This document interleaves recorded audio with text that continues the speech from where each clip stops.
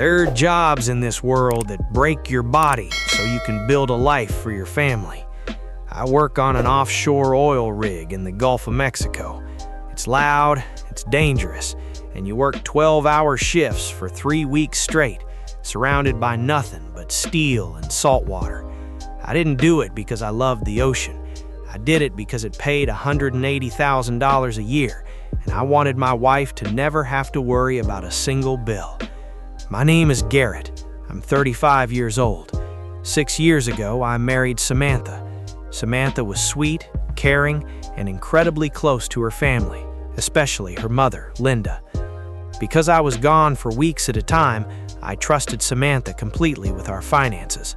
I paid the mortgage, funded her lifestyle, and stacked the rest of my hazard pay into a high-yield savings account. That account was our safety net, our future kids' college fund. A year ago, Samantha called me on the rig via satellite phone. She was hyperventilating, crying so hard she could barely speak. She told me her mother had been diagnosed with an aggressive, rare form of pancreatic cancer. The only experimental treatment was at a specialized clinic in Switzerland, and insurance wouldn't cover a dime of it. She needed $150,000 in cash, immediately, or her mother was going to die. I didn't even hesitate. I loved Linda. I told Samantha to drain the savings account and wire the money to the clinic. I thought I was saving a life. I had no idea I was just funding a sociopath's real estate portfolio.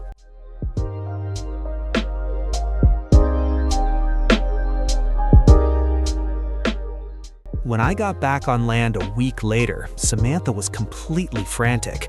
But it wasn't the kind of frantic you expect from a grieving daughter. It was secretive.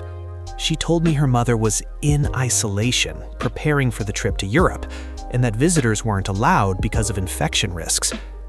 The red flags started appearing in her behavior. First, the lack of medical documents. When I asked to see the clinic's brochure or the flight itineraries so I could help her organize the trip, she snapped at me. "Garrett, I am handling it. Stop treating me like an idiot. My mother is dying. Just give me some space." Second, her schedule. Instead of being by her sick mother's side, Samantha was constantly running errands downtown. She was dressing up in designer clothes and coming home smelling like expensive wine, claiming she was just stress eating at nice restaurants to cope with the grief. Third, the bank transfer. I checked our joint account to ensure the money had cleared. The $150,000 wire transfer hadn't gone to a Swiss medical clinic. It had gone to a domestic title and escrow company in our city.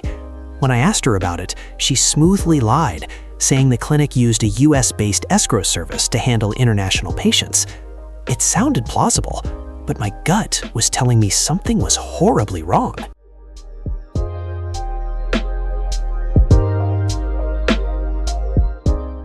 I couldn't shake the feeling. One afternoon, while Samantha was out on another stress relief shopping trip, I decided to go rogue. I bought a massive bouquet of flowers and drove over to her mother's house. I figured even if she was in isolation, I could drop them on the porch. I pulled into Linda's driveway. The front door was open. Linda was kneeling in her front yard, wearing gardening gloves, aggressively planting a new row of hydrangeas. She looked perfectly healthy. In fact, she looked fantastic. I walked up, completely stunned. "Linda?" I asked. "What are you doing outside? Shouldn't you be resting before the trip?" She looked at me, confused. "Trip? What trip, Garrett? It's so good to see you. Samantha hasn't brought you over in months." My heart stopped. "Linda, your cancer. Samantha told me you were diagnosed with pancreatic cancer." Linda dropped her gardening trowel. The blood drained from her face. "Garrett?" she whispered, horrified. "I haven't been to a doctor in 2 years. I am perfectly healthy. What are you talking about?" I had to sit down on her porch steps. I felt like I was going to throw up. My wife had looked me in the eyes, crying hysterical tears, and faked her own mother's terminal illness to steal $150,000 of my hazard pay. I drove home in a daze. I logged into my laptop and pulled the wire transfer records. I traced the routing number of the title company. The $150,000 didn't go to Switzerland. It was a cash down payment for a luxury loft in the city's arts district. The loft was purchased under an LLC called Creative Horizons. I searched the LLC registry. The registered agents were Samantha and a guy named Tyler. Tyler was a 20-something failed DJ and crypto artist I had met once at a party. He was a guy who lived off his girlfriends, and now he was living off my blood, sweat, and oil rig money.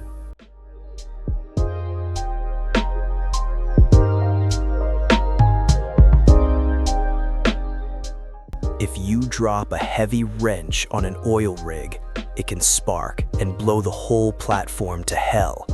You have to move deliberately. You have to contain the pressure. I didn't call Samantha. I didn't scream. I drove back home, threw the rest of the flowers in the trash, and waited for her to arrive. When she walked in, she looked exhausted. The doctors say Mom is stabilizing, she lied, perfectly keeping a straight face. But it's so stressful. I know, baby, I said, rubbing her shoulders. You're doing a great job taking care of her. Whatever you need, I'm here. She smiled and kissed me. It took every ounce of my willpower not to break her jaw. They thought I was just a dumb rig worker. They thought because I spent half my life in the ocean, they could steal my treasure and build a castle with it. But I had a massive advantage. They didn't understand real estate law, and they certainly didn't understand family law.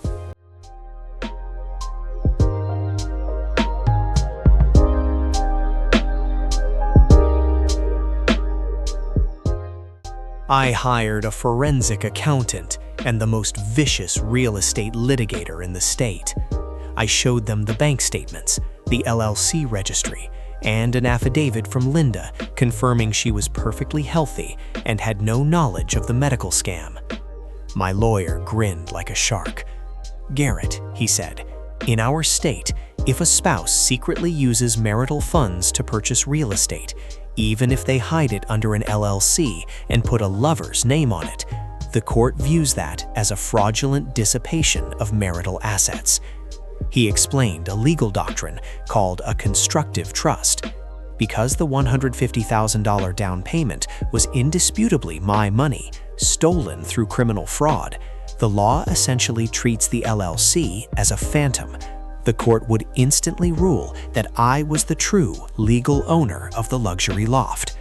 We didn't file for divorce yet. Instead, my lawyer quietly filed an emergency lis pendens, a notice of pending legal action, on the property, and secured an emergency ex parte order from a judge transferring the deed of the loft completely into my name to prevent them from selling it. I legally owned Tyler's dream bachelor pad. I waited for the perfect moment.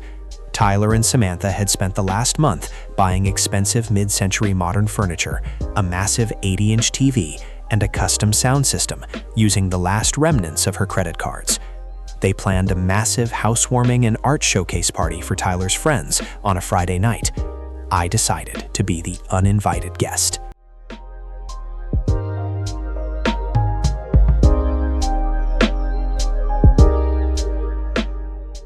The party was in full swing by 9 p.m.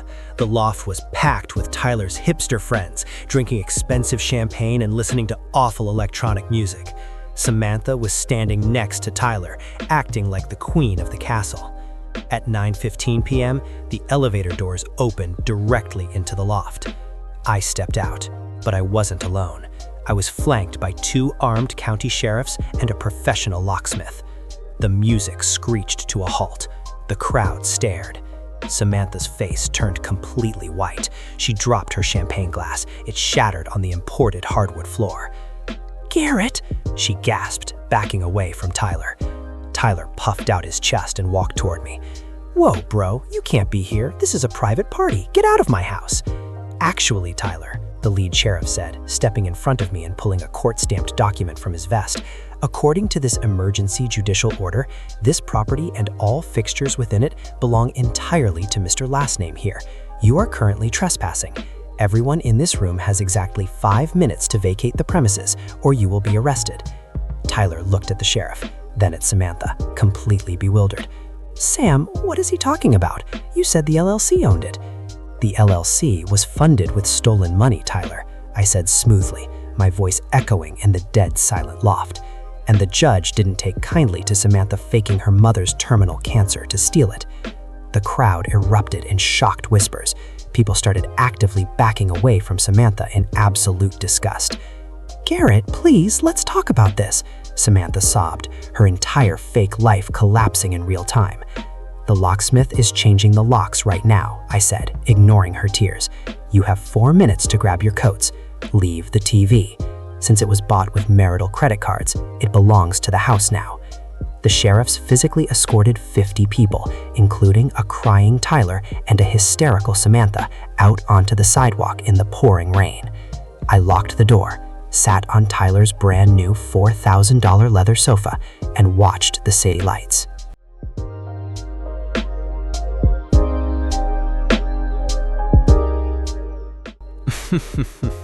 The fallout was an absolute massacre. When Samantha's family found out she had faked her own mother's agonizing death to fund an affair, they disowned her completely. Her mother refused to even speak her name. She became a total outcast. Tyler, realizing he was now homeless and didn't actually own $1 million loft, dumped Samantha the very next morning. He accused her of ruining his artistic reputation. During the divorce, Samantha tried to argue that she was entitled to half of my remaining savings. The judge was so horrified by her documented financial fraud and the emotional abuse of faking a terminal illness that he penalized her heavily. I was awarded 100% of the loft, 100% of my retirement accounts, and she was ordered to take on all the credit card debt she had accrued furnishing the place. I didn't even keep the loft. I sold it a month later in a hot market for a $40,000 profit. I took my original $150,000 plus the profit and put it right back into my high-yield savings account.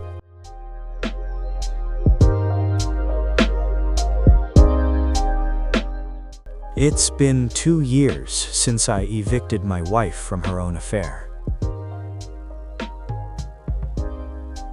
I still work on the oil rigs, but I'm a supervisor now. I make even more money, but I manage my own accounts. I bought a beautiful piece of land in Texas, and I'm building a house. A house with my name on the deed, and no liars allowed inside. Last I heard, Samantha is living in a cheap motel, working 2 retail jobs trying to pay off the massive credit card debt she owes for furniture she doesn't even have anymore. Tyler is back to sleeping on his friends' couches, pretending to be a misunderstood genius. If there is a lesson to be learned here, it's this. There is a special place in hell for people who weaponize your empathy against you. If you are breaking your back to provide for someone, and they use your love as a weakness, don't let it break you. Stay calm. Follow the money. And when they try to build their dream house on your dime, just wait until the paint dries and bring the sheriff to collect your keys. Thanks for listening to my story. If you enjoyed this one, drop a like, hit subscribe, and let me know in the comments. What is the most despicable lie someone has ever told you for money? Stay safe. And always verify the medical records.